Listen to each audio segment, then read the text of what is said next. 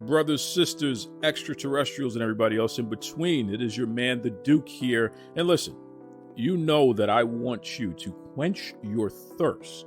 And I want you to do it in as little limited, in fact, unlimited ways. Okay? And that's why I encourage you to check out the Unlimited Sip Club. Our friends over at Panera Bread has put together a fantastic club here, an exclusive club here. What's cool about it is once every 2 hours, you can have a beverage of your choice, including their iced or hot coffees, iced or hot teas, the fountain beverages. Get this, they even have those healthy energy drinks that they've dubbed the Charged Lemonade. And let me tell you something, man, it is fully charged. That's right. Check out your local Panera Bread or visit PaneraBread.com. I absolutely encourage you to check out the Unlimited Sip Club. And if you are a new subscriber, you're going to get your first month free. Then after that, it is only $11.99 per month. Again, drink of your choice once every 2 hours. You can't beat it. You can stop into a Panera Bread, grab yourself a drink while you're on the road and you need to take a break real quick, or in between meetings, you name it. And hey, while you're there, grab yourself a pastry, a sandwich, a salad, whatever you need. Okay? Visit Panera Bread. That's right. You're locked in. Look at what we have here, folks. To the only show that matters. The cream of the crop. Duke loves wrestling. And there is no one that does it better than your host. I have come here to chew bubblegum and kick ass. The Duke. And I'm all out of bubblegum.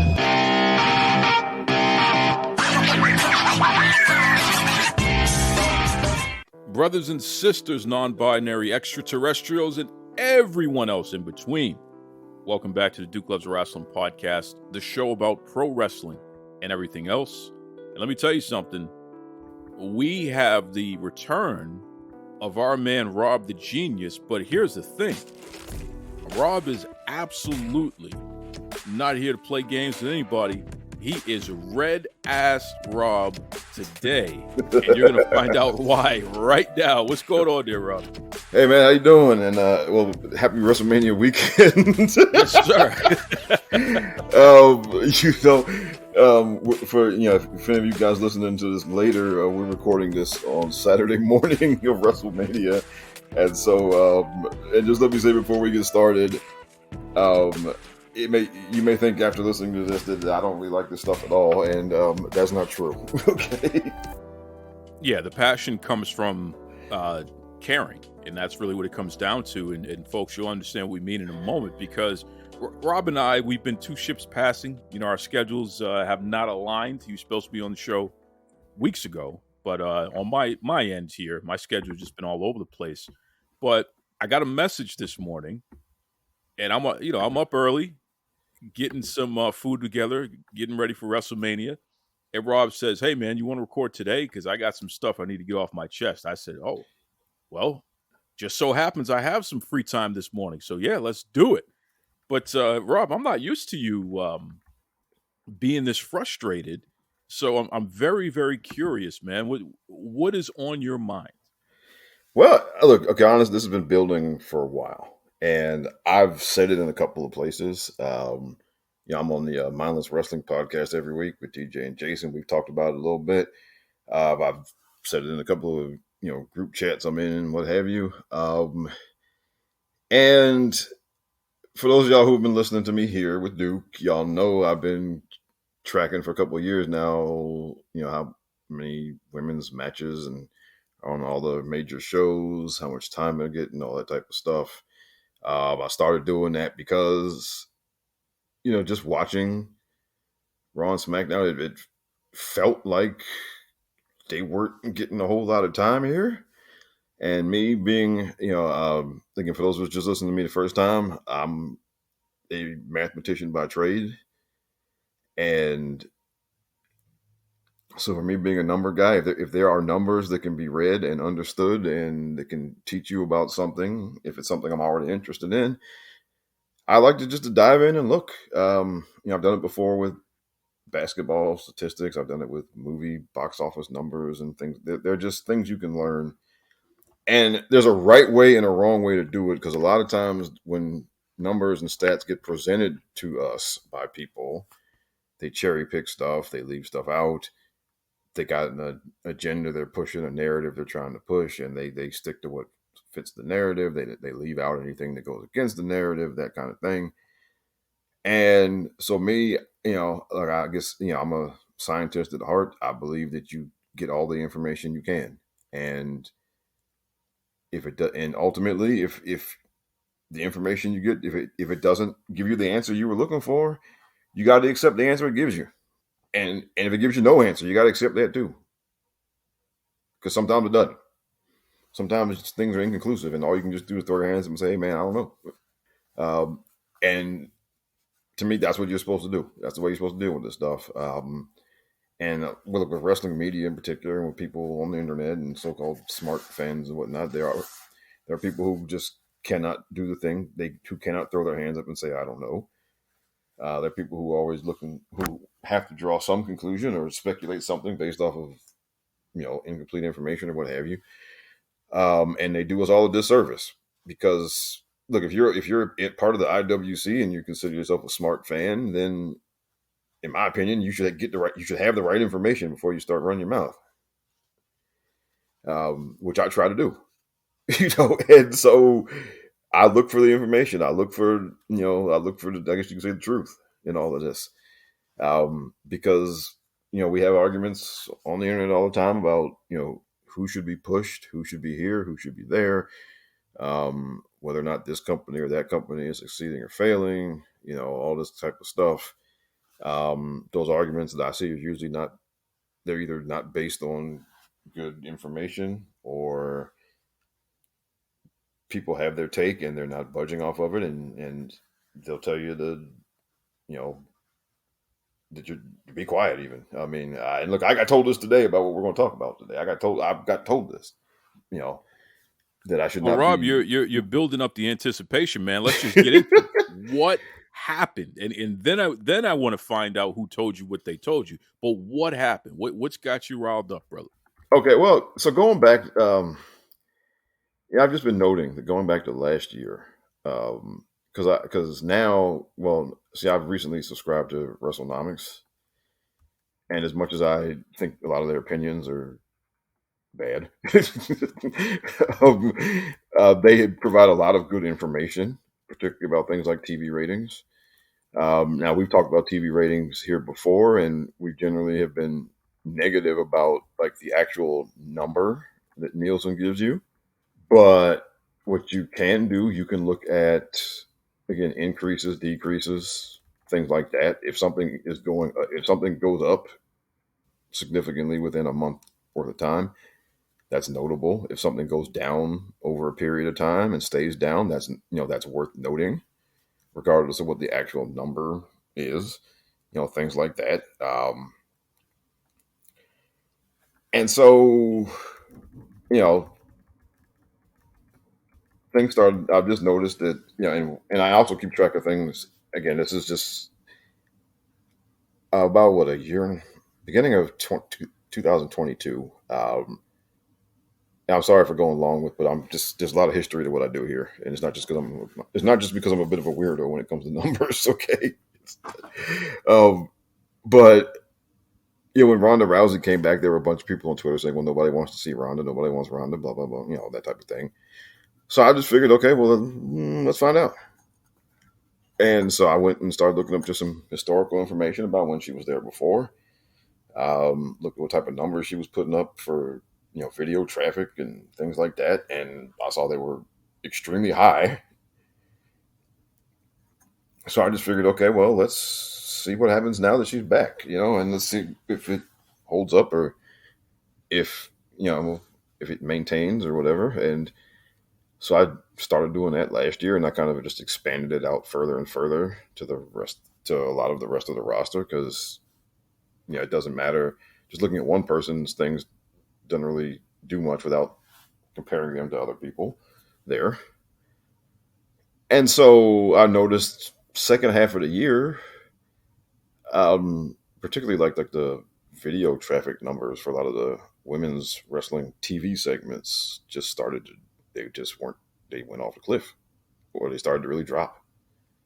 And it told me, and so that suggests that, you know, people aren't as interested in what's going on there. And so you know, so of course, well, I want to figure out, okay, well, why? What is happening here? And so I've just kept looking at that and kept keeping track of it. And then now this year we come to this year. You know, I noticed it's kind of continued. And so now that when I subscribe to WrestleNomics, I started seeing like you know, they have data for like quarter hours and things like that. And you can see how much time people are getting. You can see where they get, you know, what time they got put on TV and that type of thing. And it's just creatively, there's been less and less effort put into the women's division, probably since like May of last year, in terms of storylines, how many storylines they're doing, how much time stuff is getting, things like that. It's been less, just on a comprehensive level. And now there are still weeks where they get a lot of time, but it's, you know, those are kind of isolated weeks here and there. There's usually some type of kind of gimmick purpose for it. But it continued on through the year to the end of the year. And you know, I noticed it continued on into this year. And then what really started to really set me off was the last, probably WrestleMania season did. Because I noticed, all right, you know, so Rhea Ripley wins the Royal Rumble. And then a few weeks later, Asuka wins the Elimination Chamber. And you get, so they're going to challenge the two champions, you know, Bianca and Charlotte. Okay. And I'm just kind of paying attention, and I notice, okay, so Rhea and Charlotte have had basically 9 weeks to have their match built for WrestleMania. And they've interacted 3 times in 9 weeks. And then Asuka and Bianca had 6 weeks, and they spent the first 4 weeks staring at each other for a few seconds. And nothing else. And I'm looking at that, and I'm like, okay, this is no good.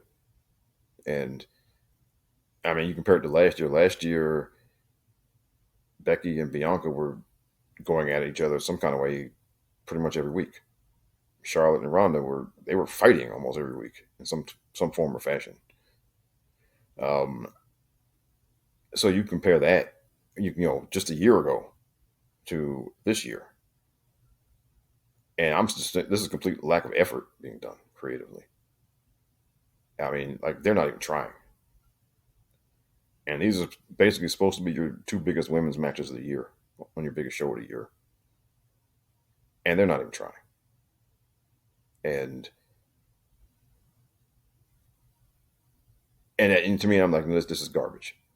I mean, and last year they took the time to build the women's tag team title match, and as dog shit as they do the women's tag team division, they took the time they spent a month, you know, they put the teams together actually a month before the show, and they had them all having matches and this and that against each other for like a month. They took the time to build that for the WrestleMania match. So this year, the women's tag team titles aren't even being defended on the show. And I mean, they've been defended on a pay-per-view since last WrestleMania, once on pay-per-view. That was a crown jewel.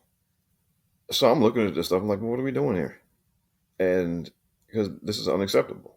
And it just is. And because, I mean, you look at, they have put time and just a meticulous degree of attention to detail with Roman and Cody, with Ray and Dominic, with Kevin and Sami and versus the Usos.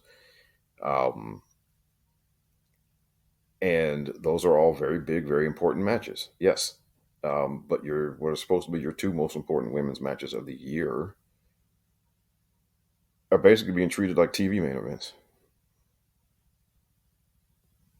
I mean, they could book Oscar and Bianca as a Monday Night Raw main event. The way that they built that match. Same thing, Charlotte and Rhea. They could just put that on SmackDown as a main event one night.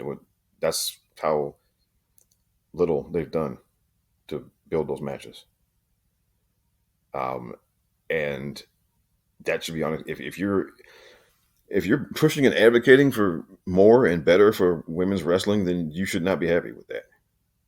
You should not be satisfied with that. Now, listen, that doesn't mean you can't enjoy the show. Because look, I'm going to watch both nights of WrestleMania. I'm pretty sure I'm going to enjoy both nights of WrestleMania. But at the same time, that's unacceptable. What they're doing here, it should be unacceptable. Now, if you're asking me, well, how can you be this animated or is this upset about this and still enjoy the show? I will simply tell you that there are a lot of us who've been watching the NFL every Sunday for decades, and we watch it on Sunday. We enjoy it on Sunday, and then the rest of the week we get very loud about how come y'all ain't bringing in more black quarterbacks. Okay, right? I mean, you can do both at the same time. All right. You can push for better. You can be upset that a group of people is not getting treated better, and still enjoy the product. You don't have to trust me. I'm not going to sit around in a foul mood Saturday and Sunday night for the whole show about this. But it is important. Again, if you are somebody who, because a lot of people out there in Twitter land, they call themselves supporters of women's wrestling and all of this kind of stuff. They and they this, that, and the other. And okay, well, if that's what you are, then you shouldn't be happy about this. If you run a website that supports women's wrestling, you should be up in arms about this. You should not be satisfied that that for out of 4 out of the 6 weeks, Bianca Belair and Asuka stood in the ring staring at each other and didn't do anything else. And you shouldn't be happy that in the last episode of Raw before WrestleMania, neither one of them was even live in the building on the show. You should not be satisfied with that. Okay. Again, if you are, if you're out here saying, we love women's wrestling, we support women's wrestling, okay. You should not be satisfied that, Charlotte and Rhea interacted 3 times in 9 weeks. You should not be satisfied with that. And, and some people got upset when the rumor came out that Charlotte and Rhea, made main event the first night. And my thing is, you should be mad that they didn't put enough build into the match. You should be mad if it happens. You should be mad that they didn't put enough create energy into creatively building a storyline to support it as a main event match, because it is a main event match. But if you're going to be mad about it being the main event on night one, you should be mad that they didn't put the creative effort behind it. And I'm not going to name I'm not going to name who told me this, but because it wasn't anything malicious or anything, but it was just, hey, the matches are going to be great. That's what matters, right? No. Okay, that's not enough. All right. I mean, if that's where we are now, where we just say, well, then the matches will be great, so why are we worried? Okay, I'm going to ask you this. All right, if that's where we are, why should I watch what they do with the women on TV every week then? First of all, you're absolutely right. And I've observed all of this myself and been frustrated myself about it, because it really is odd, the lack of build for all of the women's matches, but especially the championship matches, which I really don't understand. In fact, I mean, NXT has done a far better job of promoting the women's matches that they have for Stand and Deliver than we have for WrestleMania, and it just shouldn't be that way. Well, I mean, like we've talked, every time I come on, we praise the job NXT does booking the women's division, and it's the same company. Well, this is the thing; it's the same company, so I don't even understand it. But let me ask you this: who gave you pushback regarding you not only acknowledging these issues, but speaking up about it? Actually, it was. I'm like, it wasn't like some angry, malicious thing. It was just not my friend at Chair Shot Media, Greg DeMarco, and he was just because he's a big believer in just enjoying or not enjoying something as a choice, and I agree, but I also think you point stuff out, and because it matters. Because people always say that, well, the stories in pro wrestling, the stories matter just as much as the matches, or sometimes the stories matter more than the matches, right? I mean, we got this great story that's been going on with the Bloodline for multiple years, and it's a great story. It's one of the greatest pro wrestling long-term stories ever, and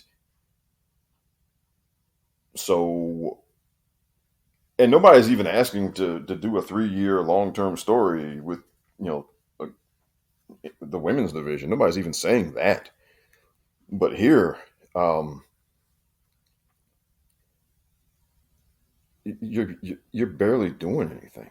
And now they got look, they got the women are doing media, but like you have to be basically you have to be a super in tuned super fan who keeps up with everything that everybody's doing to know that they're making these media appearances.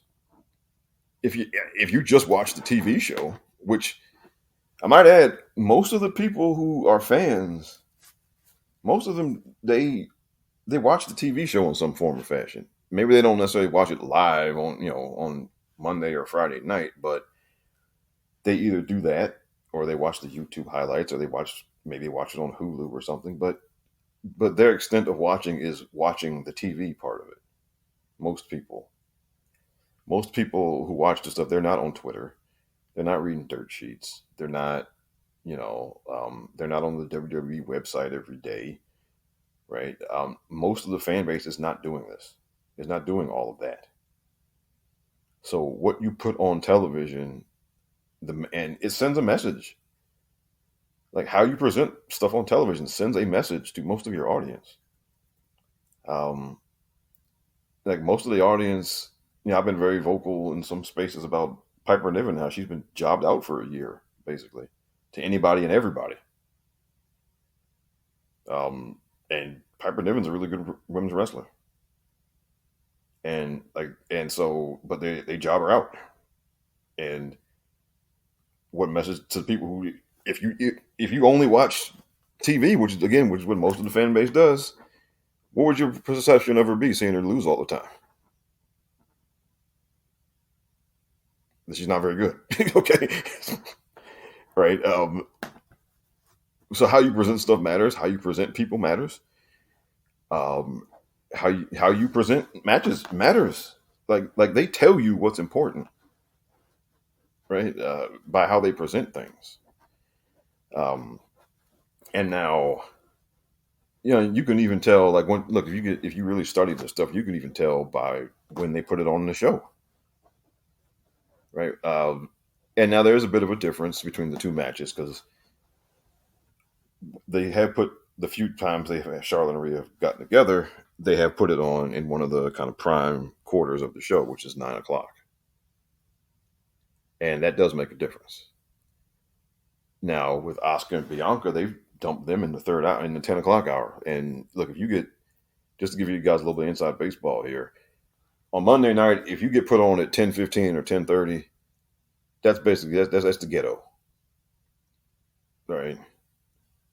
That's the abyss. That's the trash bin, basically. And there've been a couple times they've been put on there. And again, this is supposed to be your most important women's match on Monday Night Raw for the entire year, and you're putting it on in the dustbin quarter of your 3-hour television show. Let me ask you this, Rob, because again, we're recording this Saturday morning, so WrestleMania hasn't started, obviously. Right. There's been a campaign basically of people trying to come up with excuses for why one of the women's championship matches should not headline Saturday night. night one of WrestleMania. And it's really confusing to me because including women saying that no, it should be the Usos and Owens and Sammy. Now we're seeing, speculation that it could be Cena and Austin Theory.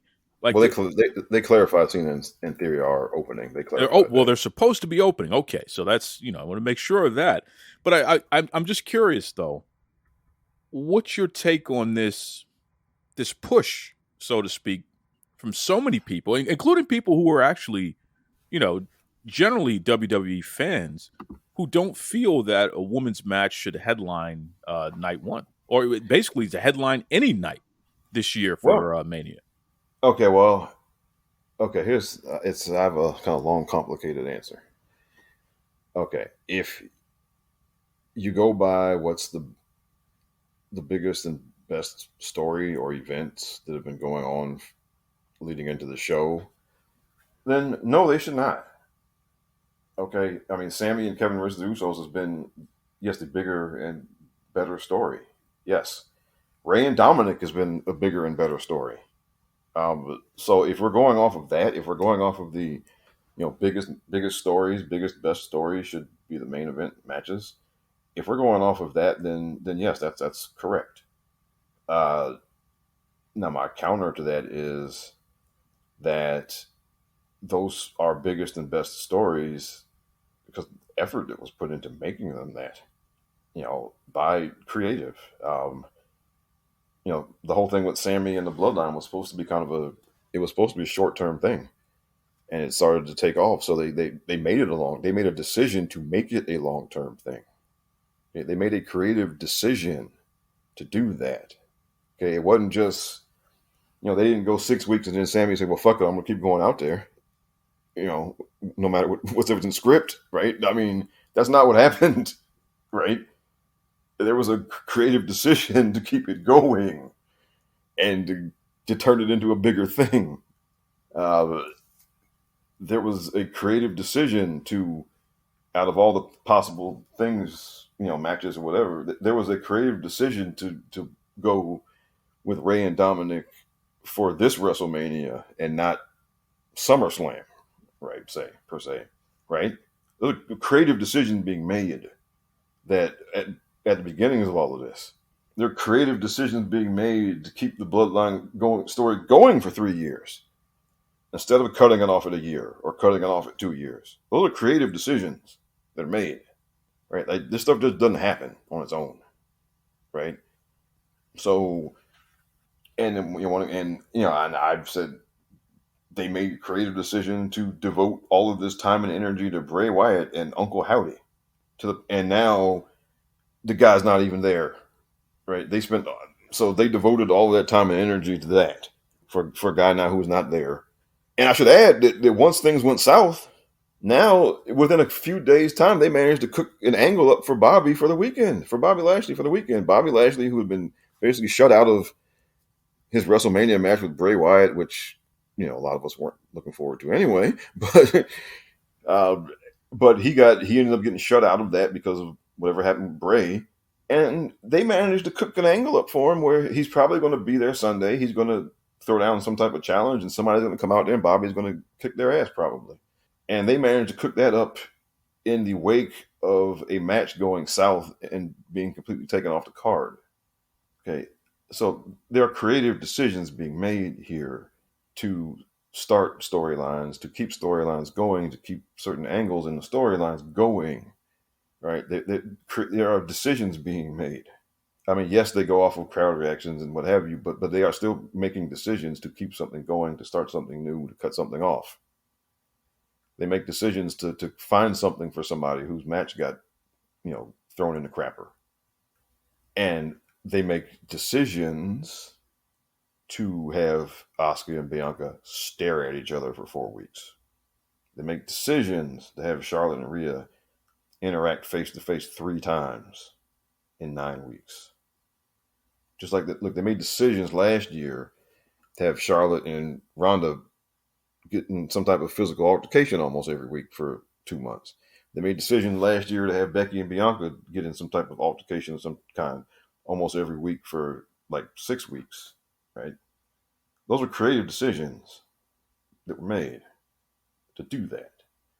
And let me tell you, they were the right decisions because both of those stories they got high TV ratings across the board. Okay, there were some weeks where they were on both cases were the highest rated parts of the show. Both of those did a whole ton of like video traffic and what have you. Those decisions paid off when they made them last year. Okay, and so this year, and remember last year that wasn't happening in a vacuum. Last year you had a whole story with Roman Reigns and Brock Lesnar going on. You had, Seth Rollins is trying to secure himself a WrestleMania match. You had that story going on. You had Randy Orton and Matt Riddle trying to win the tag team titles back. That was going on. You had the Miz and the Mysterios and Logan Paul story going on. You had other stories going on television that were that were being given time and attention. But they also found the time to give both of their women's championship matches ample time and ample activity to build them up into the important things that they were. And those decisions paid off. Again, those were both cases. Becky and Bianca and Charlotte and Ronda, both cases, week after week, they were either the highest rated part of the show or the second highest rated part of the show. Okay. So it paid off. You can't say that, women's wrestling doesn't draw. When you put the right people on the stage and you give them the proper material and you give them the proper time, they absolutely can, because they did just last year. And the same thing, the women's tag team title match build also got good TV ratings and traffic numbers and things of that nature. So again, you get the right people there. You put the right people on stage. You give them good material. You give them time to make the commitment. It can pay dividends. It has paid dividends. This year they just said screw it. So I have to ask you directly then, Rob. Should they main event night one or not? I'm of two minds about it. I think on principle, yes. Based on what they've sold to the TV audience over the past 2 months, no. And now I will say that if they do main event night one, I don't think anybody's going to be particularly mad if they main event night one once it happens, right? But in principle they should. Yeah, but again, they haven't sold it like that though, so they haven't told their TV audience that either of those two matches should main event. And that's the fault of, I put that entirely on the fault of creative. And, you can't just say that, oh, well, the bloodline story is so important. Yes, it is. Yes, it is. But last year, Stone Cold Steve Austin came back. Of course you put him in the main event. Yes. Okay, that's a no-brainer. Yes, you do. Same as Kevin Owens are not Stone Cold Steve Austin. The Usos are not Stone Cold Steve Austin. Okay, they're not. You don't. They're not. Okay, right. So no, you don't just. But their story was built and given proper attention and given proper time to become a big enough story to be worthy of being the main event on night one. You did not treat either one of your women's championship matches that way. Now, look, if they gave those two matches the proper time and attention and the audience just didn't go for it over the 2 months, then no, you don't put them in the main event, regardless, okay? But they didn't try. They didn't. And they gave little to no effort whatsoever in either case. And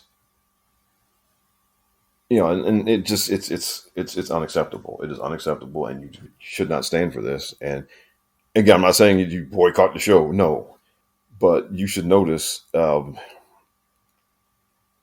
you should notice the difference. You should. You should notice the difference in the. If you watch this stuff every week, you should notice that Bianca and Becky got long segments last year, but now Bianca and Asuka are barely getting 10 minutes. But you should notice that. You should notice that some weeks Bianca Belair, they have her doing 30-second pre-tape, and that's all you see of her in a 3-hour show. You should notice that. And that's a ridiculous way to treat not only a champion but someone who's main evented WrestleMania. Like it's a very strange thing to do there. Yeah, and it is. Now, I think look, we got now. I think we have to admit to a degree that now me, you, and others like us, we occupy a corner of the fan base. We are not the entire fan base. So when it comes to women's wrestling, the fan base at large, their kind of threshold for being satisfied is a lot lower than yours and mine. But that's all the more reason why people like me and you got to push this stuff, because the default position for people in creative at not just WWE but at wrestling companies, the default position is to not spend as much time on the women's division versus how much of the roster space they occupy on the roster. Okay, that the default position is to do the bare minimum, and it takes people they got to be pushed, or they have to be incentivized some type of way to do more than that. Or otherwise they're going to revert to the mean, basically. Because look, we can criticize AEW's women's how they book the women's division all day long, but what they do is basically the default position, right? And now, if you don't want that, if you want more than that, if you want better than that, then you got to push for it, and you just do. And again, we claim to be people who want better, right? We talk to people who say that they want better, right? And look, for me, like, you should want the best possible product that the wrestling company can give you. Okay, and you can't tell me that a more thorough, more detailed build for Asuka and Bianca would not have been better television than wasting time with Uncle Howdy. You can't tell me that. Okay, you are not. There's nothing you can say that is going to convince me that we were better off with them spending all that time on Uncle Howdy. Let me throw a take at you. I feel like WWE does not have a woman who is currently on the roster, or even that they could bring from anywhere else, even past stars like a Trish Stratus. They don't have a woman who has been elevated by the company to the point where it's like, listen, this is our big match person. Like, just like a Roman Reigns, just like an Austin, just like a John Cena, this is our big match person. This is somebody who they absolutely are going to have our support and be set up to draw because they're our big match person. They don't have a woman in that position currently. And they really haven't had a woman like that. Charlotte Flair, she was in the first women's main event at WrestleMania. She didn't win, but she was in it. She's a 14-time world champion. I believe Charlotte Flair has to main event night one this year, and I believe that she should win. In order to set up Charlotte versus Bianca, who is the greatest main event woman in WrestleMania history? That match, Charlotte versus Bianca, and you put a title on the line for it, that match would absolutely be one of the biggest matches in WrestleMania history if you set it up properly. But in order to get there, we need Charlotte Flair in the main event, and she should either win or she should lose so terribly that now she needs to chase Bianca in order to prove herself ultimately at WrestleMania. So it could go either way in that regard. But the main point is you can take both women and elevate them to the point where it's like the company backs them, just accept it. It's a clear cut. There's no misconceptions here. These are our top women's draws, and this is what it's going to be. And historically, these are our Hall of Famers. These are living legends right here.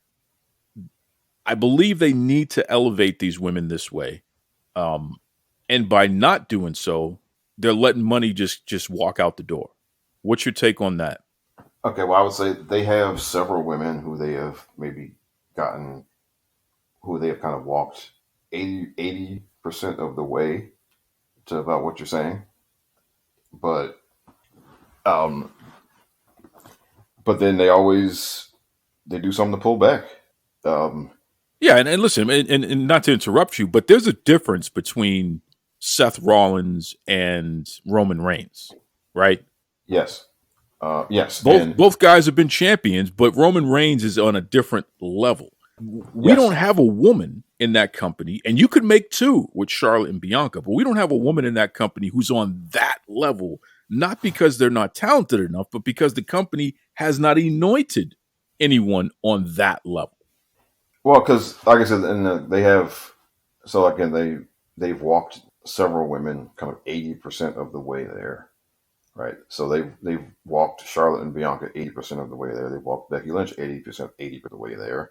But there were times, even like when Becky was in 2019, when she was at her absolute most popular and like arguably the most popular person in the entire company. Even then, they had her like after the WrestleMania 35. They had a lot of her pay-per-view matches were in lower spots on the card. And because I think after WrestleMania 35, I think she main evented, her and Seth Rollins had a mixed tag team match where they main evented Extreme Rules. And then she and Charlotte had a tag team main event at TLC. And then she was in a triple threat main event at Survivor Series. And that was, so from WrestleMania 35 up until for what, 12 months, because she, after WrestleMania 36, she left she went off, she was pregnant. So, and she took off after that. So from over a 12-month period, over that 12 months, she was arguably the most popular person in the entire company, male or female. And she main evented 3 pay-per-views. And 3. Charlotte and Sasha main evented Hell in a Cell 2016. And then there was not another woman main event on a pay-per-view until, maybe the Women's Royal Rumble, I think, in 2018. So we went over a year before there was another, women's main event on the pay-per-view. And then after that, it wasn't until Evolution, which was an all-women's pay-per-view. So of course you'd have a women's main event. It's been very sporadic. And look, and there have been pay-per-views where, yes, you absolutely could have chosen to have a women's main event. And to give you an example, when Charlotte and Sasha main event at Hell in a Cell was 2016. They were the main event of that show. Okay, they main evented over the Universal title. There was a Universal title match in Hell in a Cell match on the same show. Seth Rollins and Kevin Owens. They were chosen to main event over that. They were chosen to main event over Roman Reigns and Rusev for the U.S. title, which was also a Hell in a Cell match. A choice was made that we're putting them on last. You could have picked either of those 3 matches and picked them as the main event for that show. They chose to have Charlotte and Sasha main event. That was a choice. Just like, they chose the Women's Rumble to main event in 2018. Right? The choices are made here. All right. It's not just, these things just don't happen on their own. It's not just, the men's storyline is doing better. There are choices made to put people in certain positions. And again, they tell you what's important by where they put it. They tell you what's important. And so when you put segments to build your Raw Women's title match, when you put them on at 10:15 or 10:30 on Monday, you're telling people that it's not important because just for reference, 10:15, 10:30 on Monday, that's your last stop before the main event. And which is your last chance to take a break before the main event, to do whatever, right? Go to the bathroom or, take dog outside or whatever, right? That's your last chance to do it before the main event, 10:15, 10:30. And they know that. And because they don't, they know people don't sit there and watch the entire 3 hours. They know people dip in and out, at different times. So if they put you on at 10:15 or 10:30, they know that there aren't going to be as many people watching, regardless of what goes on in that space. So when they put something there, it's telling you that, this really isn't that important. So when you put your Raw Women's title, when you put segments, to build your Raw Women's title match, when you put them on at 10:15, 10:30, you're telling people that this really isn't that important. That's what you're telling them. And look, which is the primary complaint people have about AEW, that, well, it's 9:15. That's the women's match segment because, 9:15 on Wednesday is just like 10:15 on Monday. It's where you dump things. So again, 2 weeks in a row, you're putting segments to build your Raw Women's title match at WrestleMania. You're putting them on at 10:15, 10:30. You're telling people that this isn't important. That's what you're doing. Rob, there was I'm going to switch speeds for a moment here because there was something originally that we were going to talk about a couple weeks back. I just want to get your quick thoughts here. Will Washington had posted some information about tracking black wrestlers and how they're featured on television. Something he said he's been doing all year. And essentially, the data that he had come up with was AEW was featuring not only more black wrestlers on television on a week-to-week basis, but black wrestlers were getting more television time in AEW than WWE, all of the WWE shows, and Impact Wrestling. Do you have any thoughts on that? Have you had a chance to look at the data? What's your general reaction to that? Okay, I haven't had a chance to look at the data myself, but I do think, just based on what I've seen with my own two eyes, he's probably correct. Because, again, like I said, there are weeks on Raw where Bianca is a 30-second pre-tape. And there are weeks on Raw where the Street Profits are in a 5-minute match, or either Montez or Dawkins is in a 5-minute match, or almost is in a squash. And so now, where I would challenge him, I would ask him, okay, well, where were you in 2021? Because these things, they do go in cycles. It's not just about the kind of whims or preferences of the booker. Things do go in cycles. In 2021, and like 2021 was like the blackest year in pro wrestling history, just throughout the industry, as far as big, as far as black wrestlers getting big matches and winning championships and what have you. 2021 was the blackest year in wrestling history. Not just in WWE, it was Ring of Honor, out in Indies, Impact. But that year, AEW was way behind everybody. So I would ask, why are you only looking at this year? Because look, what I've done with my own research, yes, you start, whatever year you start doing it, that's where you start. Yes. Okay. If you just start looking this stuff up, you start with 2023. Okay, fine. But to get an actual bigger, clearer picture, you need historical context. Like, you need to know, okay, well, they're doing this much today. How does this compare to years past? Is it more? Is it less? Because if they're doing good today, but they were doing better last year, then what they're doing today really isn't much to talk about, right? So you need to know where it is relative to previous years. And look, and I'm making my whole rant here has been based in comparing it to previous years. It's not just that they're doing this today; it's that they did better in the past. So once you've done better, I mean, regression should not be tolerated. Now, in his case, okay, yes, AEW is doing better today. They absolutely are. But now some of that is, but there are reasons, though. I mean, two of your most prominent black women wrestlers are not in WWE anymore. Sasha and Naomi. They have not been replaced. Look, in one night, in 24 hours, you went from 3 high-profile, prominent black women wrestlers to 1 because 2 of them left. Right? Last year, Big E, got his neck injury. Very high-profile, very prominent black wrestler. Now completely off of television. So you lost, just last year, they lost 3 of their biggest, most prominent, high-achieving black wrestlers. They lost 3 of them within 2 months' time. Big E got hurt in March.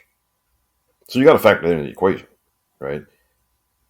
Because I'm sorry, you're not measuring the same thing. If all 3 of them are still there, and they were getting like less TV time or something, then that's a different story.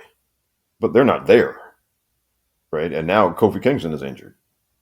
Xavier Woods has been injured off and on over the past couple of years. You have to account for that. Apollo Crews went back to NXT.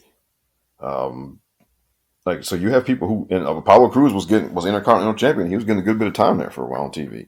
But Rob, don't you know that there's a false narrative going on that AEW is not diverse enough and not pushing black wrestlers because, they're featuring more black wrestlers than everybody. Don't you know that, Rob? So that means there's no problems there. And it's just people who are in bad faith stirring things up, like myself. Well, that's the narrative. That's the nonsense that they're trying to pull a bait and switch. And I'm gonna say this: you should never gloat about my favorite wrestling company is doing more for the black people. You should, especially if you're supposed to be media. Now you can point out who's doing it and who's not, but clearly that's not the motivation. And Will Washington, he's bought and paid for. He's co-opted. We all know that. We know that, Will. And the difference between Will and a lot of other people is Will's not trying to hide it. He's not going to pretend like it's not true. So I respect that. Kudos to you for not being a fool about it. It's clear where you are and where you stand and what you're all about in that regard. And hey, good for you. But I just think that it's interesting because I've been calling Tony Khan out on this issue from day one because he had promised that we were going to get equitable diversity, and we still to this day we've never gotten into that company. Black male singles wrestlers in particular have been the primary losers. I mean, you look at a guy like Will Hobbs, for example. He's a prime example, and he's a name that I bring up all the time. And Will Hobbs, I still think that you're a piece of work for what you said about Big Swole, and I still don't forgive you for that because you haven't atoned for it. But it's not about you, it's about the issue. So because of that, I have to advocate for you because it's about the issue. Will Hobbs, the only white wrestler who is consistently ranked as one of the top wrestlers in the company and under contract, who has lost to Will Hobbs in a one-on-one contest, is Wardlow. He's the only one. No one else has put Will Hobbs over who is a white male singles wrestler in a singles match in AEW who's actually a top 5 wrestler in that company. Not a single one of them. But Will Hobbs has put every single one of them over. And when Wardlow lost to Hobbs, he did so because QT Marshall interfered in the match. So it wasn't even like Will Hobbs won on his own. A big, hulking badass like Will Hobbs. And you have continuously devalued the guy, but now everything is okay because he won a champion. He won the Sonic ring, and then he won a championship. So everything is okay. Meanwhile, who is he beating? Who has put Will Hobbs over? It's not Christian. It's not Orange Cassidy. It's not MJF. Who has he beaten? He has one victory over Wardlow as a singles competitor, and that's because of interference. No one has put Will Hobbs over that is a white male singles wrestler who's one of the top wrestlers in the company. It has not happened. Don't tell me that's equitable. That sounds like a bait and switch to me, Tony Khan.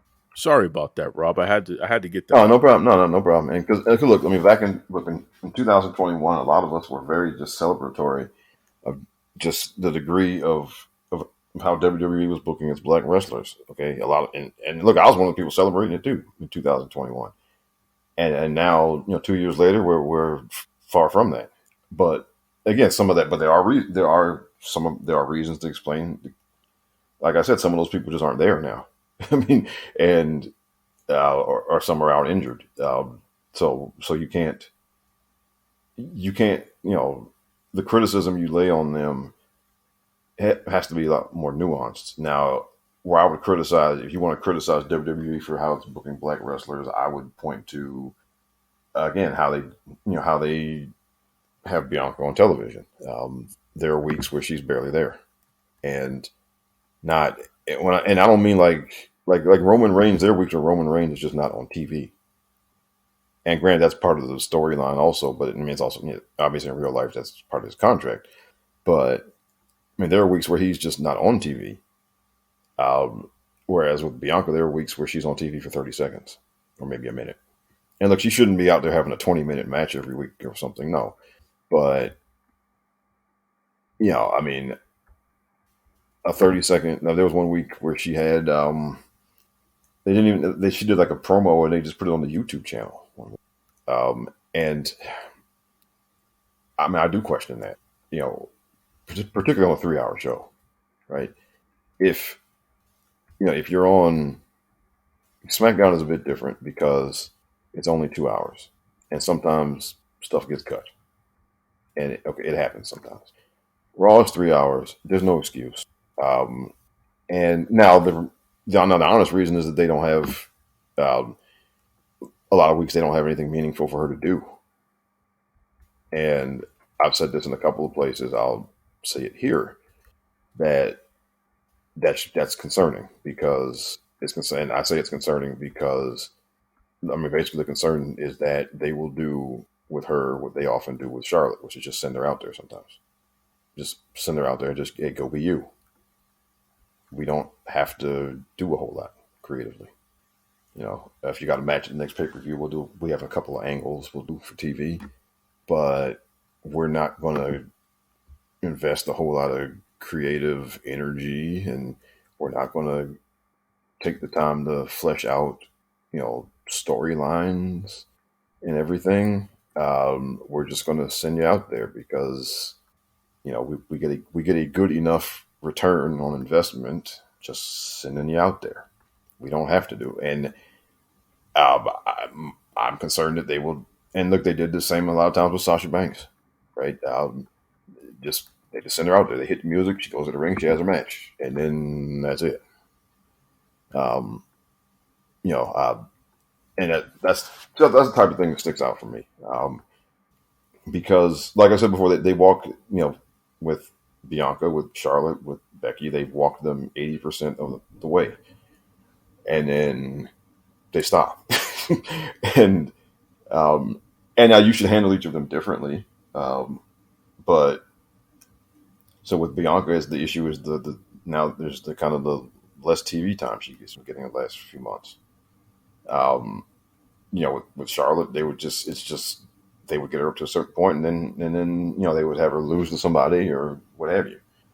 With Becky, it was card placement when she was at her absolute most popular. They were putting her in matches, in spots on the card that didn't make sense. So they walk you 80% of the way up there, and then they stop. And look, with Sasha, they didn't even walk her 80% of the way up there. It was more like maybe you're 65, maybe. And they should have done more with her. So, that's on them. Because again, the default position is to put the boys in the main event. And for the women, the main event, everything has to fall into place. Everything has to be going perfectly. Everything has to be hitting high notes, numbers wise. Like for the women, the main event, everything has to go right. And well said.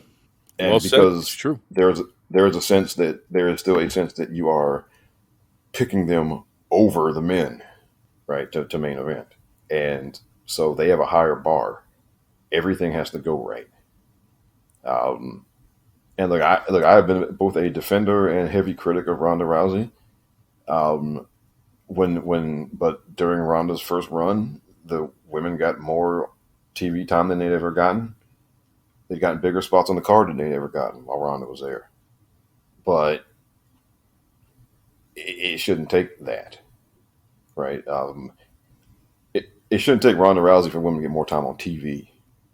Yes, I understand Ronda's a big name, so that goes into selling pay-per-views and things of that nature. Um, but now we're at a point now where we're 8 years into the women's revolution, and there should be more thought and effort put in to getting them to main event pay-per-views. Not just WrestleMania. Look, okay, if Roman Reigns is on the pay-per-view card, then yes, he's going on last. All right, he's gotten that big. Okay, fine. No problem there, right? But you had a few pay-per-views last year where Roman Reigns was not even on the card. Okay, so I mean, Extreme Rules last year. You couldn't have had Bianca and Bayley the ladder match. You couldn't have had that main event that card last year. Hell in a Cell last year that they did the thing with Cody and Seth for the main event. You couldn't have had Becky, Bianca, and Asuka main event that show. Granted, it's Hell in a Cell, so you want a cell match in the main event. I get that. Okay, but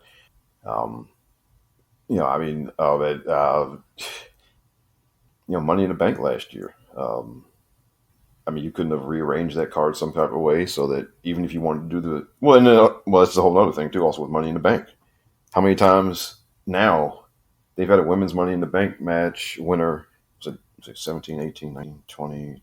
They've had 6 women's Money in the Bank winners. 6. And out of those 6, 2 of them cashed in on the same night. 2 of them cashed in the next day. Actually, no, 3 of them cashed in on the same night. Alexa Bliss, Bayley, and Liv Morgan last year all cashed in on the same night. Asuka and Nikki Cross cashed in the next day. So we've had one women's Money in the Bank winner, Carmella, who actually got to carry around the briefcase and make multiple attempts to cash in the briefcase and then finally succeed. So we've had one women's Money in the Bank winner who's actually gotten a real run with the briefcase to do things with it. 5 out of 6 they cashed them in within 24 hours.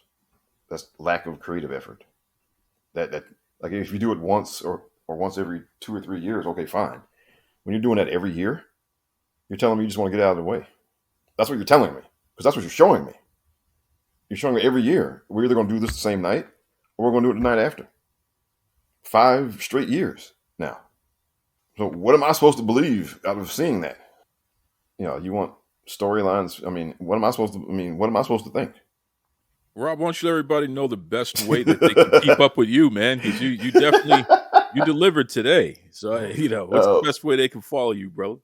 See, now look, now I come here and now I unload a lot of stuff when I come here. I don't get quite this bombastic on Twitter, but if you want to see what I have to say about a few things, I'm there at RBONNE1. You can hear me every week on the Mindless Wrestling Podcast with DJ and Jason. We are on the Share Shot Radio Network. Our new episodes are usually up on Fridays. I don't get quite this, adamant for the whole show, but I had a very long rant this week in particular, about this very topic about booking the women's division. And I went on a very long rant about how, they basically use Charlotte to clean up their booking messes a lot of times. So if you want to hear that, that's this week, the Mindless Wrestling Podcast. And those are the main places. I still write stuff occasionally at robsagenius.com. And of course, you can hear me here when I come on here with Duke. And I thank you for having me. Look, I've been wanting to unload this stuff for a while because a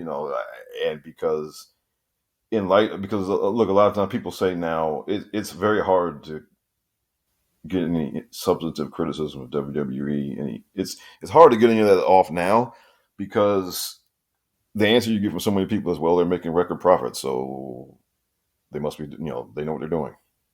Okay, and I mean the NFL is making record profits, and there's still plenty to criticize about how they operate.